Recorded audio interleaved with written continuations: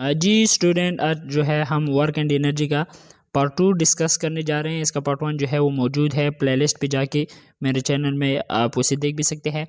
Start करते हैं। हमारे यहाँ ये एक MCQ है, इसमें कह रहा है कि एक कार है और वो जा रहा है टुवर्ड ईस्ट की तरफ, मतलब डिस्प्लेसमेंट ईस्ट की तरफ है। लेकिन अगर हमसे पूछा जाए कि इसकी वर्क डन क्या होगी, तो इसमें जो है आप डायरेक्टली इसका आंसर नहीं दे सकोगे, क्योंकि जब तक हमसे ये नहीं पूछा हो कि रेफरेंस फोर्स नहीं पूछा हो, तब तक हम ये नहीं कह सकते कि इस पे वर्क डन है या नहीं है, या जीरो है या नेगेटिव है। तो अगर हमसे ये पूछा जाए कि एक बॉडी है और वो जा रही है टुवर्ड ईस्ट, और उस पे जो है with respect work done with respect to normal force जो है वर्क डन किया होगा। तो स्टूडेंट, इसके लिए ये शॉर्टकट है कि डिस्प्लेसमेंट इस तरफ है और नॉर्मल फोर्स जो है वो ऊपर की तरफ होगा। ओके, ऊपर की तरफ है। तो यहाँ पर अगर आप देख ले, यहाँ पर हमारे यहाँ इस तरह का एंगल बन जाएगा। तो इट मीन्स दैट 90 डिग्री पे ये दोनों होंगे, फोर्स एंड डिस्प्लेसमेंट जब 90 डिग्री पे होंगे, यहाँ पर हमने डिस्कस भी किया हुआ है, work done will be equal to zero. तो यहाँ पे with respect to normal force work done will be equal to zero. तो रेफरेंस फोर्स जो है वो लाजमी है कि आपको क्वेश्चन में दिया जाए। क्वेश्चन 2 भी इससे आ सकता है कि work done with respect to applied force ये है क्योंकि इस ही की वजह से जो नेट फोर्स है, इसकी वजह से हमारे यहाँ जो बॉडी है वो टुवर्ड ईस्ट जा रही है। तो with respect to applied force या नेट फोर्स, तो फोर्स और डिस्प्लेसमेंट के दरमियान अगर आप देख ले एंगल जीरो है, तो जीरो एंगल पे वर्क डन मैक्सिमम होगा। तो यहाँ पर हम क्या कहेंगे कि with respect to applied force work done will be equal to maximum, और यहाँ पे equal to work done will be equal to zero. अच्छा, इस तरह का भी क्वेश्चन आ सकता है कि work done with respect to friction force हमेशा जो बॉडी जिस डायरेक्शन में मूव कर रही होगी वो उसकी जो है अपोजिट होगी। मतलब फ्रैक्शन जो है, इस अगर बॉडी इस तरह मूव कर रही है तो फ्रैक्शन फोर्स इसकी अपोजिट होगी।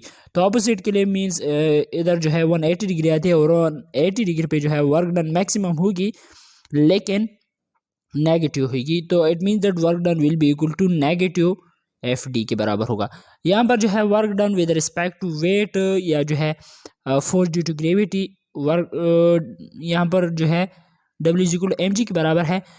तो यहाँ पर जो है हमारे यहाँ इस तरह डायरेक्शन बन जाता है कि बॉडी तो टुवर्ड ईस्ट जा रही है, लेकिन जो वेट है वो उसकी डायरेक्शन जो है वो नीचे की तरफ है। तो यहाँ पर भी 90 डिग्री हमारे यहाँ बन जाती है, और 90 डिग्री पे वर्क डन जो है वो इक्वल टू जीरो होगी। तो इस तरह की MCQs आपसे पूछी जा सकते हैं, तो इसके लिए आपको तैयार रहना है। वर्क डन जो है 0 डिग्री पे मैक्सिमम होगा, 360 डिग्री पे भी मैक्सिमम होगा, 30 डिग्री पे जो है √3 डिवाइड बाई 2 या is equal to 0.866 F maximum के बराबर होगा। 45 डिग्री पे वर्क डन जो है वो बराबर होगा 1 डिवाइड बाई √2 या 0.707। 60 डिग्री पे वर्क डन जो है वो 0.5 के बराबर होगा, मतलब मैक्सिमम का हाफ होगा। 90 डिग्री या 270 डिग्री पे जो है वर्क डन मिनिमम या 0 के बराबर होगा।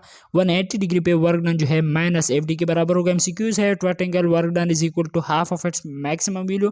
तो यहाँ पर हमने पढ़ा 60 डिग्री पे जो है अगर आप देख ले वर्क डन जो है हाफ है मैक्सिमम वैल्यू के, तो इट मीन्स दैट यहाँ पर option C is the correct option.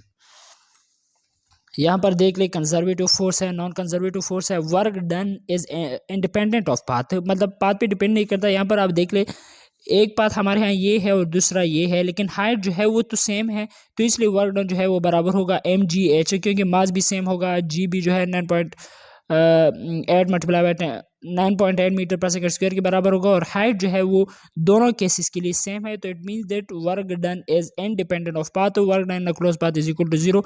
और कंजर्वेटिव फोर्स में जो है क्लोज पाथ में वर्क डन जीरो के बराबर होगा। इसकी एग्जांपल ग्रेविटेशनल फोर्स है, इलेक्ट्रिक फोर्स है, और इस तरह इलास्टिक फोर्स है।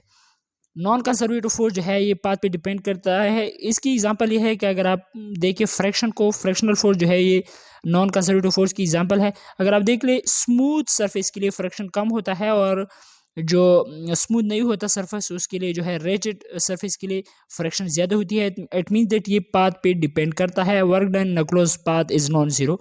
एग्जांपल इसकी जो है रॉकेट प्रोपल्शन फोर्स, ये इसकी एग्जांपल है। Motor propulsion force, fractional force, tension, drag force या रेजिस्टेंस भी ड्रैग फोर्स को हम कह सकते हैं, एंड नॉर्मल फोर्स। तो ये थी आज का हमारा part 2 force and work and energy का।